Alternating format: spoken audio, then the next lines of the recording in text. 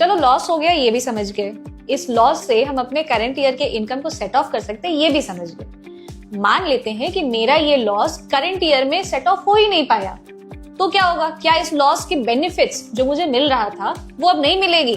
Income tax ने बोला कि हम इस लॉस को कैरी फॉरवर्ड कर सकते हैं आगे के 8 सालों तक। मतलब कहने का क्या है, मान लीजिए मुझे इस साल कोई बिजनेस में लॉस हुआ, मेरे पास और कोई सोर्स ऑफ इनकम नहीं है, तो ये बिजनेस का लॉस मैं कैरी फॉरवर्ड कर लूंगी अगले साल में। अगले साल अगर मेरे उसी बिजनेस के अंदर में प्रॉफिट हुआ है तो पिछले साल के लॉस से करंट ईयर का प्रॉफिट सेट ऑफ हो जाएगा और मेरी टैक्स लायबिलिटी रिड्यूस हो जाएगी फॉर द नेक्स्ट ईयर। तो कहने का मतलब ये है ना कि लॉस हमेशा आपके लिए कुछ बुरा ही नहीं करता, कभी कभी ये लॉस हमारे लिए कुछ ना कुछ अच्छा करके जाता है, जैसे हमारे इनकम टैक्स को रिड्यूस करना।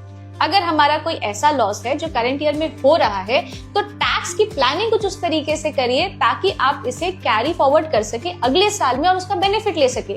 बड़ा इंपॉर्टेंट एक स्टेप होता है इस कैरी फॉरवर्ड को लेकर के, आपका ITR टाइम पर फाइल होना चाहिए। अगर ये ड्यू डेट के अंदर फाइल नहीं हुई है ना तो आपको इसका बेनिफिट नहीं मिलेगा।